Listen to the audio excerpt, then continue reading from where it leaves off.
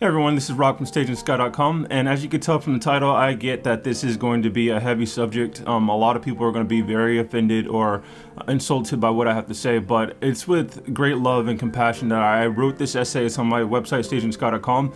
I just prayed before I got on the computer to record this because it's super important. A lot of things I'm going to discuss, it's not me bashing women. It's trying to bring us closer together as men and women, and I think it's to combat a lot of the bull crap that a lot of my generation, I'm 37, millennials, Gen Z that's coming up, like we're being fed a batch of lies, you know, and I'm just going to hit you with, I'm just a regular person, 9 to 5 person, but it's just a lot of truth, a lot of common sense, and I think deep down a lot of what I'm about to say, you know it, but a lot of you, ladies and gentlemen, I get that there's just a lot of pressure. You know, there's a lot of pressure from not just men, but from other women, from the culture, what's cool, what's hip, what's not cool. So let's just get into it, all right? Is sex all that modern women think they have to offer a man? It's a legit question. Ladies, especially my younger ladies, I think a lot of, I'm going to get into it, but I think a lot of younger ladies, it's like they really don't know what else they can do for a man if not give her or give him her body, you know, sex to pleasure him. And this is what this essay is about. There's a lot more you can do. Oh, what do you bring to the table? I'm going to explain what you can bring to the table. So when people ask you that question, I never ask people that question, but when you are asked that question, you can give an answer other than I am the table, all right? Because I have a great deal of compassion for those ladies, because there is some truth in the saying that, well, if I don't have sex with him, I'll lose him, right? How many of you ladies, especially high school and college ladies, you know, like you're trying to find a man, you're trying to lock him down, but you want to do the right thing. But if you don't have sex with them, you might lose them. Let's talk about it. As always, I must disclaim that I'm not talking about all women. There are a lot of good women out there who understand what I'm about to say. I'm trying to help those who don't. Also, it's to help good men out there, you know, not the Pookie and Ray Rays and the F-boys who have no intentions of getting married with you, yet they still want sex from you.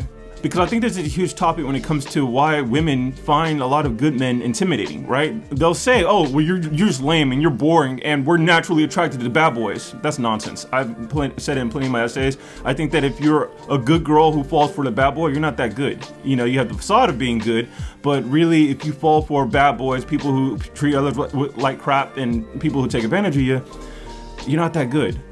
You know, I think that the culture and maybe subconsciously yourself, you want to tell yourself that, oh, those good Christian men, those men who are responsible, the virtuous 9 to 5 men, those are boring and lame, because it's intimidating, right? Because if you don't know how else to lock him down, how else to keep him or to keep him ensnared, so to speak, you know, it's like, man, you have no power over him. Ladies, the truth is, men do want you for your bodies. Yep, I'm a Christian man, I can say that. You know, like, yes, we do want you for your bodies. We see you, we find you attractive. Damn, I can't wait to get with her. That's the truth. However, it's not the only reason why we want you, but it is a carrot at the end of the stick, right? So when a lot of ladies get mad and say, oh, well, you know, you shouldn't, you know, value us for how we look. You should value us for what's on the skin deep. Sure, but it's how you look that prompts us to want to know what's underneath. You know, if you don't look good, if we're not attracted to you, there's no reason. There's no carrot at the end of the stick as to why we want to get to know you. All right, that's just the truth. I know a lot of people want to shame people for that, a lot of people want to bash men for that, but it's the truth. Ask your mother, ask your grandmother, ask your aunties. All right, here's some more truth. While men may want to have sex with you, that doesn't mean he wants to marry you. Right now, there are countless compilations of women complaining about all the men who are just using them for their bodies. They call it pump and dumped. Some people, even in the manosphere and reptile spaces, they say, oh, that woman's for recreational use only. I don't like that. I don't agree with that. I don't engage in hookup culture. The obvious reason for ladies, right? Every lady say, oh, you know, these men are just taking advantage of me. You know, I do a one night stand and then they bounce and they ghost me. The obvious solution for those ladies is just to require marriage from the man before you give them your sex. That's the obvious solution. Everyone knows this, but why aren't they doing it? Now you could say, oh, it's because women love sex just as much as men do. Sure, there may be some truth to that. However, in this essay, in this video, I'm going to explore some other reasons why I think a majority of millennial women, because there's a lot of Christians in there too. A lot of people who call themselves Christians, they're in this group too. You know, people who grew up in the last 30 years or so, they're reluctant to wait until marriage to have sex, even though they know it's the solution to a lot of their problems. I come with solutions. It's not just me bashing you, I come with solutions, all right? Here are some of the points I'm going to discuss. Number 1, sex gives women power over men. Number 2, were you raised to be a husband or a wife? Number 3, here are some things that you can bring to the table other than sex. And number 4, are modern women willing to do what I'm going to suggest? All right, because all of this is, you know, I can't, like, this is America. This is America, Jack. You know, like, I can lead you to the well, but I can't force you to drink, right? At the end of the day, you are responsible for yourself, which is why a lot of us men, we don't buy a lot of the excuses, right? And again, I'm gonna talk about it. Let's get into it. Okay, number 1, sex gives women power over men. What? Well, there's a popular saying. I don't know how true it is, but this is a popular saying. Women are the gatekeepers of sex, men are the gatekeepers of relationship.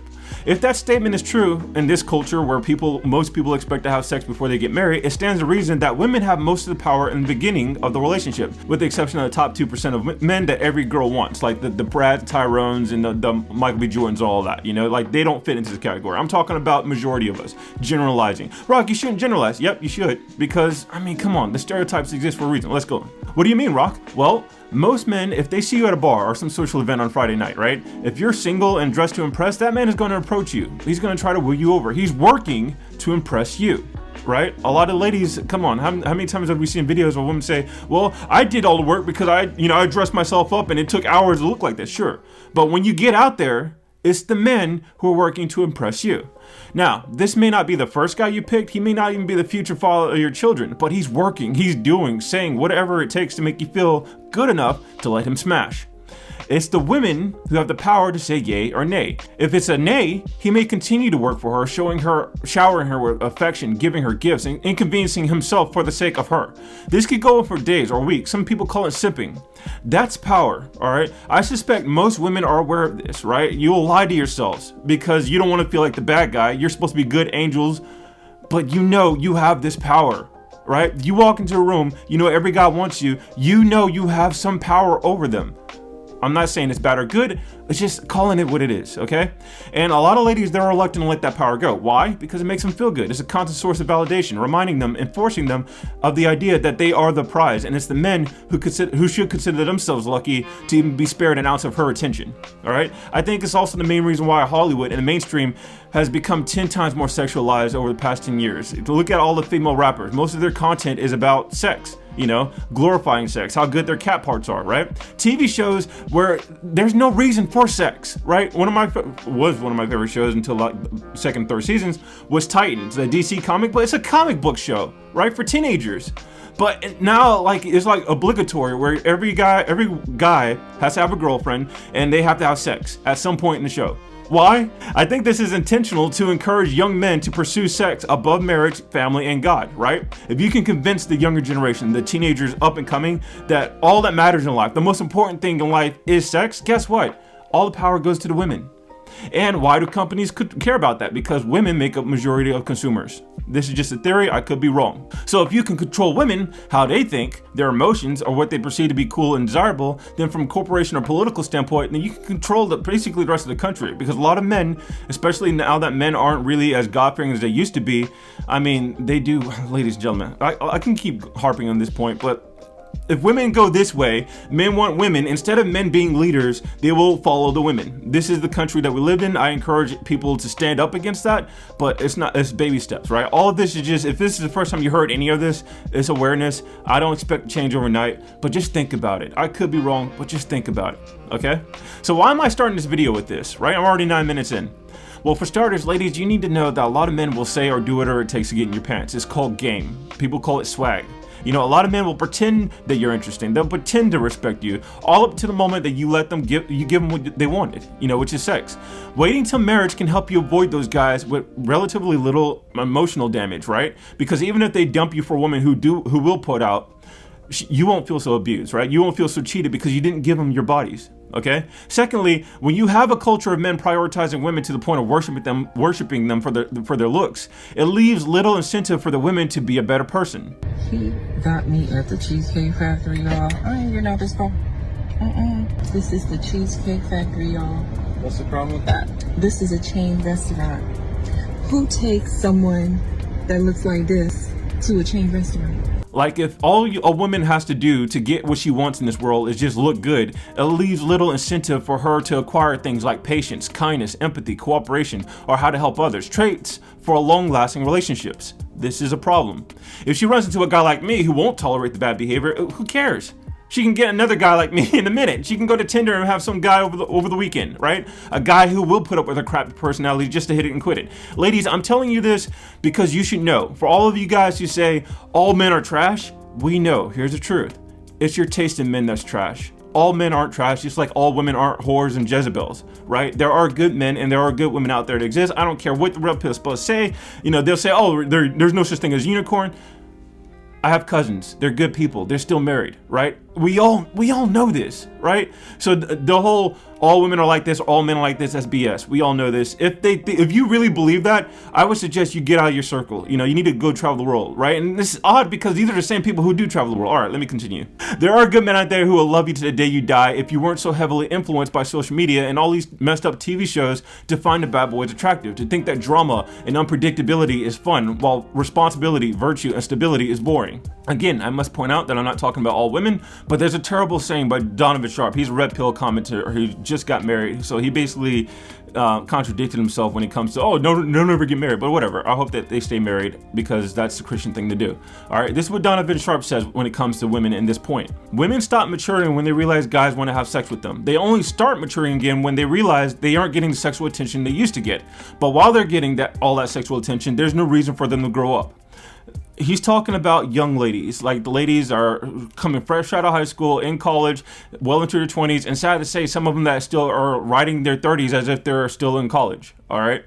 He's talking about those ladies. He's saying that there's no incentive for them to grow up because they can just get by in their looks. Sadly, that goes for a lot of Christian women who have their eyes on worldly men who don't care what the Bible says.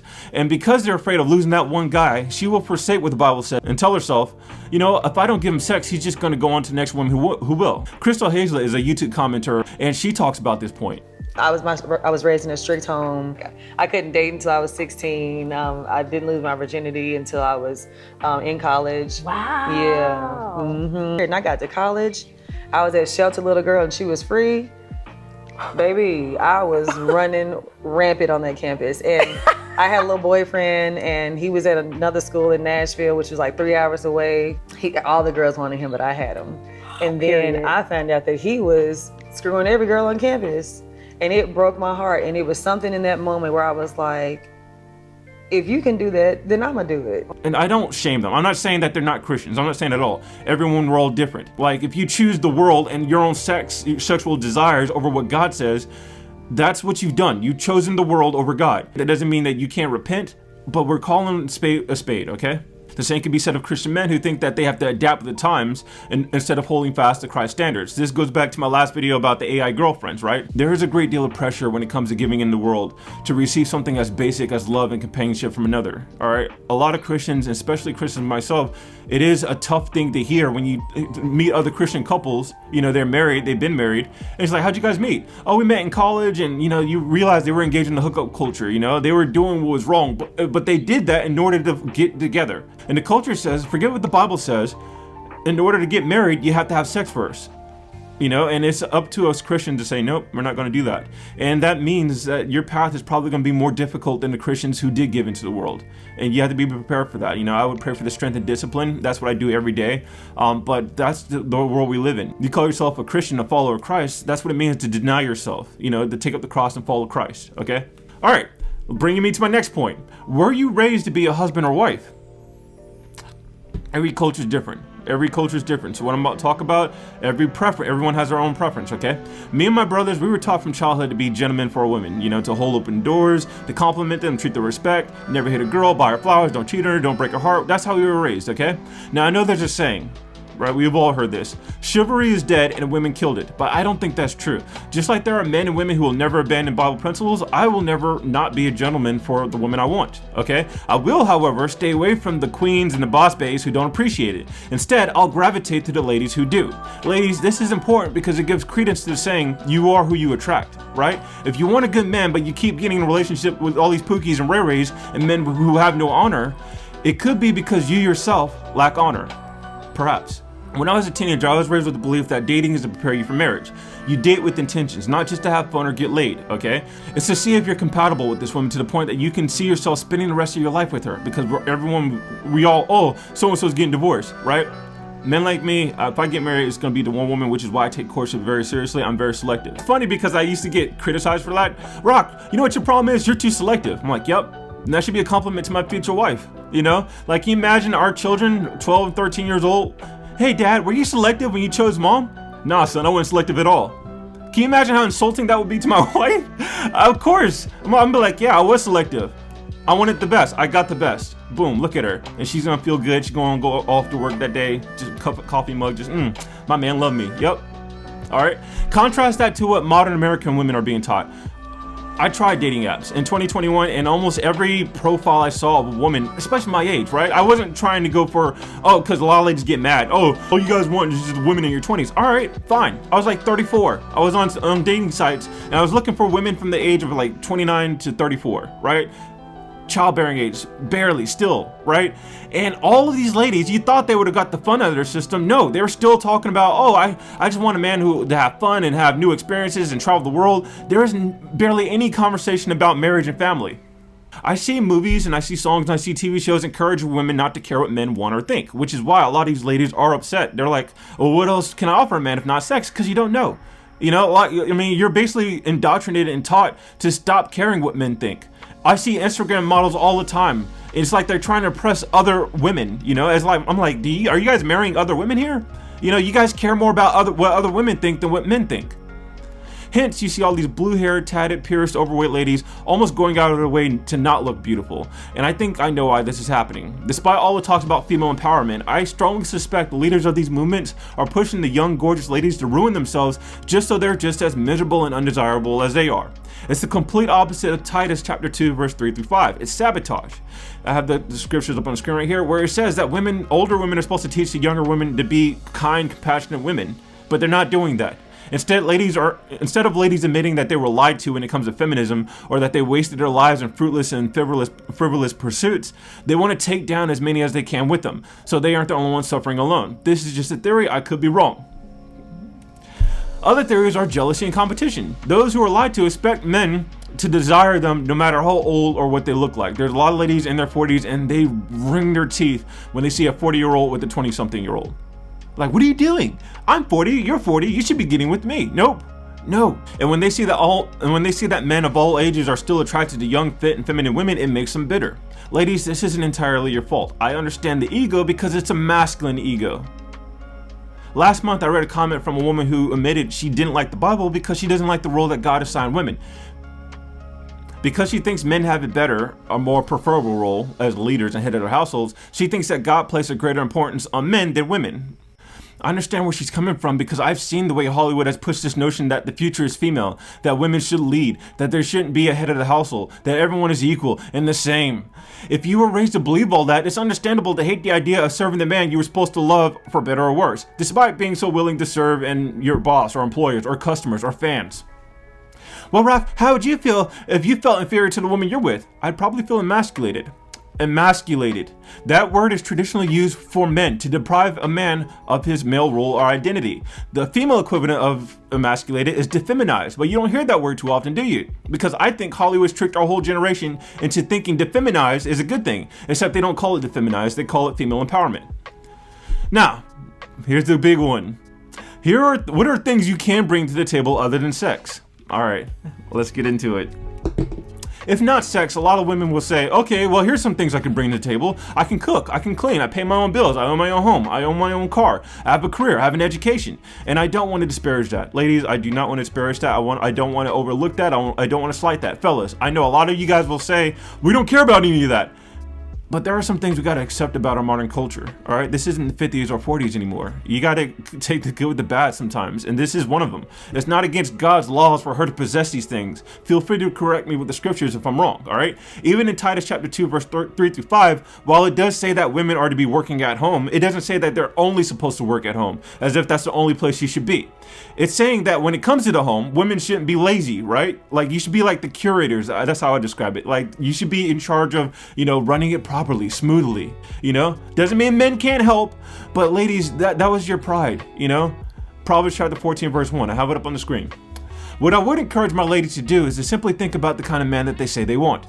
A good man like that already has an education in the field that he works in. It may not be your PhD, but if he's a plumber, he probably has the certifications, he's making good money, right? He's a plumber. He doesn't need to have a degree in psychology or talk to a therapist. He's doing what he's living his life, all right?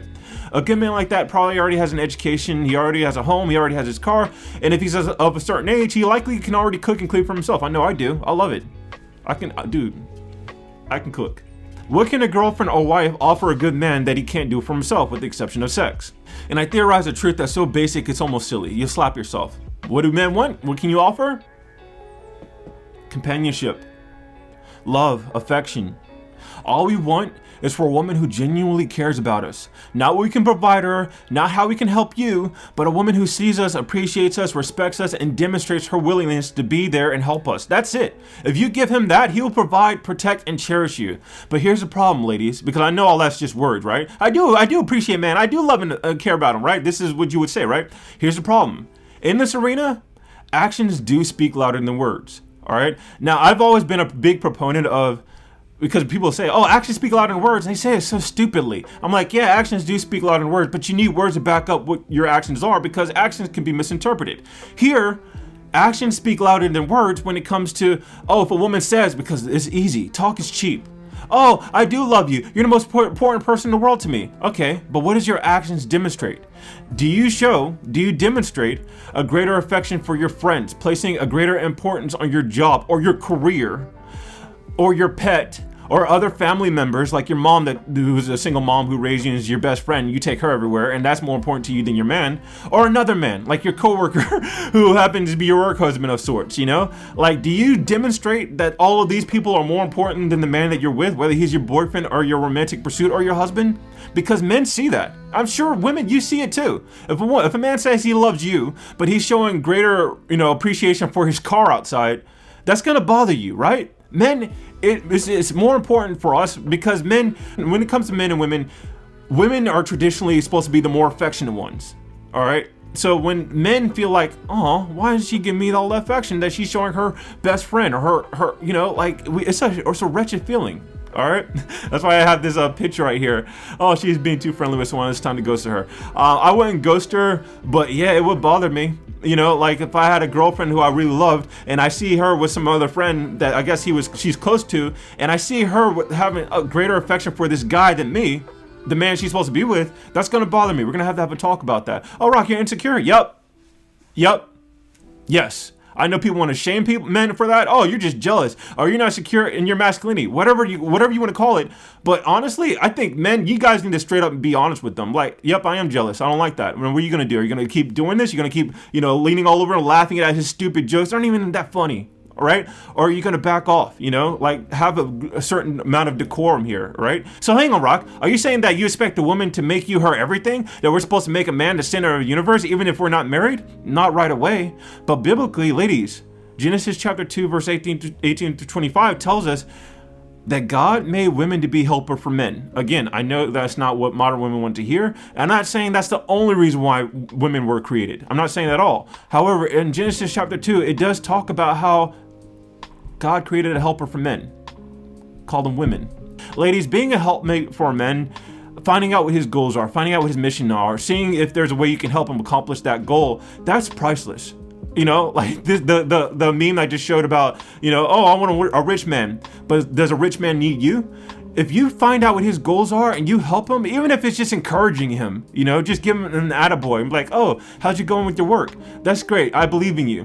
Boom. That's all you gotta do. Okay? Whether it's his goal to raise a family, to build a business, to teach and minister to others. If you know what he's trying to do and what he's trying to do with his life, making it his goal, your goal, that's the helper God intended you to be. Okay? Doesn't mean you can't have your own thing going. It doesn't mean you can't do any side projects, but it would behoove you to make his goal your goal. I once told a girlfriend this back in 2016. While it is true that all men are hunters, and a lot of men do like the thrill of the chase, because you hear that it's a popular cliche. Oh, men like to hunt. Sure, all men need to hunt, but some of us, we're not hunters, we're builders, right? While everyone else is frolicking, oh, having fun, whatever, we're staying right there. We're building something for nothing. And the women that we want, the women that we go for, it's not the women who are all frolicking in the woods, playing hard to get, wanting to be chased. The women we fall for and get married to are the women who are right there helping us build, all right? To the point that we come to depend on them as if we can't do without them, right? Those are the ones we get married to. And I have this picture of Noah because it's the perfect example. Noah, Abraham's wife, these were helpers, those are the, what about men? Are they the Noahs and Abraham? There are out there, but you got to vet them properly, which requires you to stop having sex before you get married. In the beginning, however, interest is everything. It takes me to this Netflix documentary about David Beckham. Just recently I saw it, and because I didn't know anything about soccer, I'm not a big David Beckham fan, but I knew about him growing up. Everyone was talking about him. He was like the Brad Pitt of soccer, And of course I knew about the Spice Girls, so when you see them getting together, like, oh yeah, okay, I get it. I wasn't into it, but I saw the Netflix documentary, and I loved the documentary. I loved their relationship, it's ideal, right? Because there's a moment in the documentary where, David Beckham's talking about when he first got with Victoria, they would talk on the phone for hours, just for hours. The teammates would be like, yeah, he's just behind the bathroom, and just be on the phone with Victoria for like 4 hours at a time. And Beckham asked the producer, he's like, you never done that? You never been in a relationship, like in the beginning, you just talk for hours on the phone together or in person? And the producer said, no. I thought that was so sad because I knew exactly what David Beckham was talking about. Every one of my exes, every one of my girlfriends, in the beginning, I would talk to them all night over the phone. My last girlfriend messaged me through Facebook. I thought she was attractive. I got her number that same night. This all happens in the same night, right? I got her phone number, and that night, after a 4-hour conversation, it was long distance, I asked her to be my girlfriend. It was that simple. I knew she said yes because she demonstrated a strong interest in me, right? She demonstrated, here's an example of a demonstration, okay?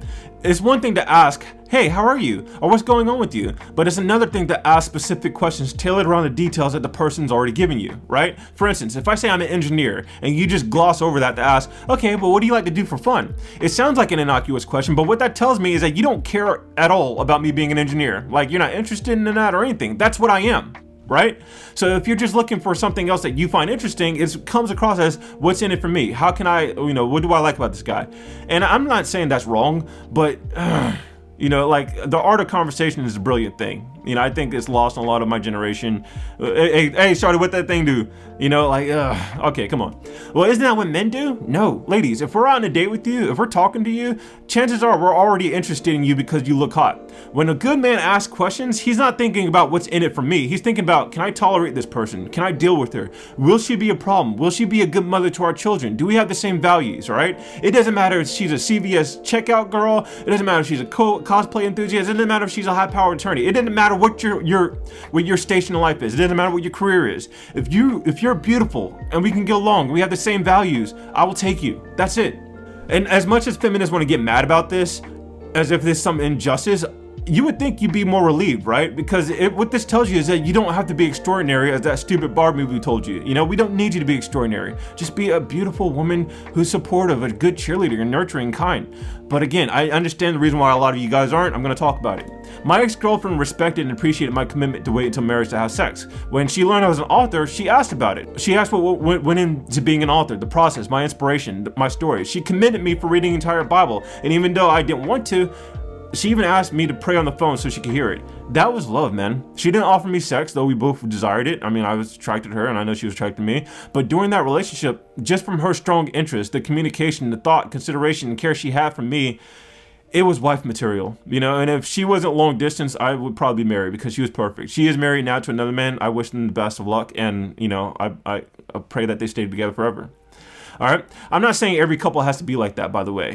Just because this is how I am, a lot of people, oh, you don't want to ask too many questions. Like, everyone, your cup of tea.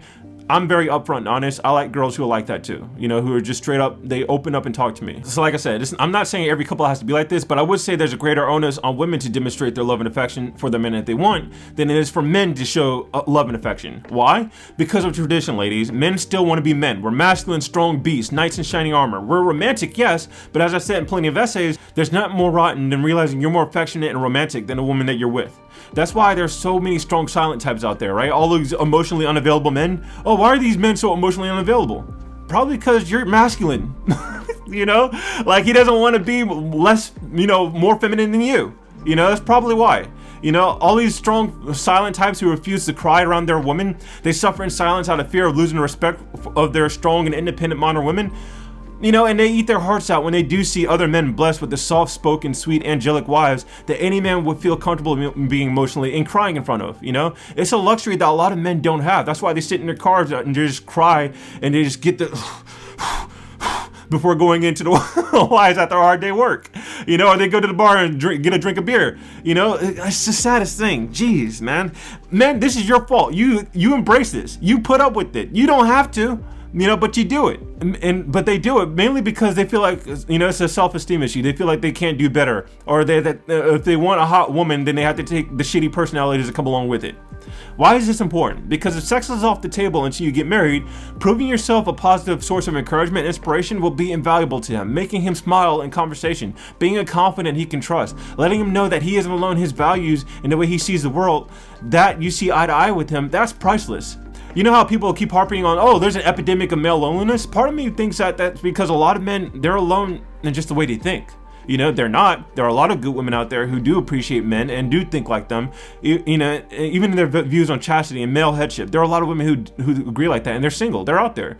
But, you know, like, I just wish that more women like that would make themselves known, you know. But I get it. Peer pressure, the herd mentality, sisterhood. I mean, there's not a lot of courage there. You know, you can't, I don't know. Well, a lack of courage isn't a sin. That's why I tell my cousins sometimes. Okay. Love is less about what others can do for you and more about what you can do for others. I know this because this is what Christ said with the greatest commandment, the greatest form of love is, right? It's about laying down your life for others. It stands to reason that other great forms of love it deviates from you serving others. Not, oh, well, if you love me, then you should, I'm like, that shouldn't even come out of your mouth. Ugh. Like, if you're in a relationship where you're thinking to, well, you love me, you should do this for me. You're in the wrong relationship, baby. All right, one more example of positivity that you can bring to the table. And this comes from The Godfather 2. I love this scene. Fellas, you already know I'm going with. This is the young Vito Corleone. He was just fired by the mob because of crap. And all he has to bring home to his wife is just a pear for dinner, right? And with the strength and power of Vito's wife, I mean, she turned that bad situation into a happy occasion, right? That is such a beautiful thing. We look for women like that, right? Where it doesn't matter if you lose everything. It doesn't matter if you're broke. That's why we all cringed at that video of the black woman getting married to the man. For better. For better. For worse. For worse. For richer. For richer. For poor. For poorer. All right, here's the last point, and I think this is going to really hit hard, okay? Are modern women willing to be helpers, right? All the things I just said about, you know, here's things that you can bring to the table, right? Husbands are just looking for a positive, sweet, nurturing helpers. Are you willing to do that? Allow me to call attention to this video. It's from Manosphere Highlight Daily. I've always been very comfortable leaning in with a masculine energy in everything I strive to achieve. And I've done that through a lot of masculine, direct, go get it type of energy. Being in a relationship with a man who also has that energy, those two things coming together create so much conflict. You know, here we have a brutally honest woman who admits that she was raised to have this masculine energy that seems to conflict with her husband's masculine energy. Those are her words, not mine. Okay, what I appreciate about this video is that the husband flat out admits exactly what he like his wife to do. Long story short, the husband talks about how he had to work his butt off. He had the most financially successful month of his career, right? Bringing in $17,000 for the month. And instead of getting congratulations from his wife and the wife celebrating him, she had this attitude of, good, now do it again next month. I have the link down below. I can't play the whole thing because this whole video is getting kind of long anyway, okay? So the husband confessed that he would appreciate it if she demonstrated a little bit more of love and affection. You know, to kiss him on the neck and tell him that he's doing a great job. The way it was received wasn't the way that I would have liked it to have been received. She did say, good job, I'm proud of you, all of that. I did not get a kiss. I agree that not keeping tally is a great thing, but I also think that our efforts should be applauded and they should be rewarded. And my gosh, you tell me I'm doing a great job and you kiss me on my neck, I'm gonna go and do it 10 times again. That's my motivation. I need that. So to not do that is actually hurting us. Ladies, that's not easy to admit. That is not easy for a guy to admit, especially to his wife, who he wants to be the knight in shining armor to. For a man to say to his wife or the woman he's trying to woo, I really wish that you hold my hand. I really wish that you cuddle with me without me asking you. You know, I really wish you'd give me a kiss every now and then. Just tell me I'm doing right. For him to say that, God, we walk out feeling like complete, you know? Like, we don't want to do that, which is why we look for women who already demonstrate that before, because that's why I'm like, share this video. Ladies, if I know this is a risky video, people might look at you the wrong way, share this video, right? Fellas, share this video so someone else can tell the women that, so you don't have to, okay? But man, like, for this guy to come out and tell his wife, who he loves dearly, he's trying to make this marriage work. Dude, just show me a little bit more love and appreciation. If he made $17,000 next month, would you actually kiss him on his neck? I would kiss him on his neck without the $17,000. Yes. Like, Don't dismiss that question. It's a really important question. You just said you made $17,000, you know, essentially big deal. Make it next month and then we'll talk. So I'm asking you, if he made it 2 months in a row, would you then kiss his neck? I'm being metaphorical with it, but that's what he said he wants. no, I don't think I would give him what he wants. Okay, is it 3 months? No. I'm not willing to do that. And it broke my heart to hear her say that. You know, like, she goes on to explain. I think I'm afraid of who I will become if I'm not doing all of those things. If I am not all of those things, and by giving him this one, kissing him on the neck, metaphorically, somehow represents a loss to me. A loss of control, a loss of identity, and I black out in the sense of what now? How should I behave now? Who am I?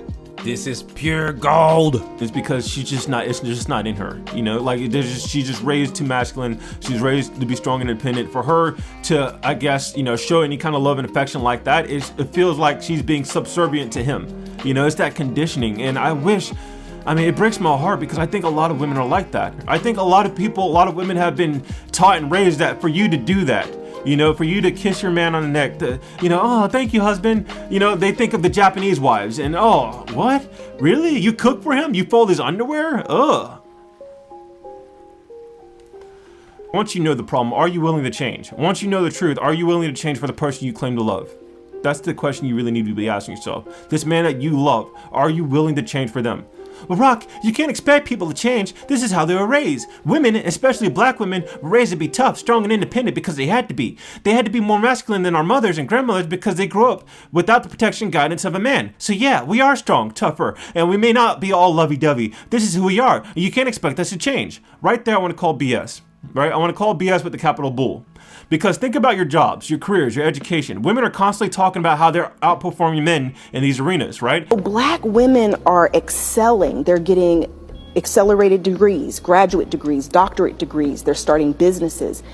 Black women are running circles around men. Right. If you're gonna sit there and tell me that you didn't change who you were, that you didn't work on yourself to succeed in those arenas, to get what you want in those fields, for your customers, for your fans, for your teachers, for your boss, you're trying to tell me you didn't change who you were to placate all of them, but you're not willing to do that for the man that you vow to spend the rest of your life with. Like, do you not see that there's something sick and twisted there? Furthermore, I call BS because despite all the calls of equality, the same ones who will say, well, you can't expect a woman to change, they're demanding that men change for women. And it's also shown in research that women want to marry on their same level of financial and educational status. Yeah. So if you're a black woman making $150,000 a year with a master's degree, you tend to want to marry a black man on that same level or higher. I think the challenge is that women are having, black women in particular, when it becomes to becoming a wife. Keeping it 100, yes. There's not enough eligible black males who fit the needs of black women. Right? How many men aren't economically attractive essays and articles do we have to read where men are blamed for the decline of marriages because we don't make as much money as women want us to make, right? To provide for the lifestyle. That's all it is. It's not, oh, men aren't making enough money. It's no, men aren't making enough money to provide the lifestyle I want. That's the problem. So for the sake of argument, let's say you do find that economically attractive man who does provide the lifestyle that you want. Are you willing to change for him then? Because if the answer is no, then you're the reason for the decline in the marriage rate. If the answer is yes, then guess what, ladies? Guess what? You are capable of change if you want to. So that whole BS that we just heard about, oh, you can't expect women to change, you are capable of it if you choose to.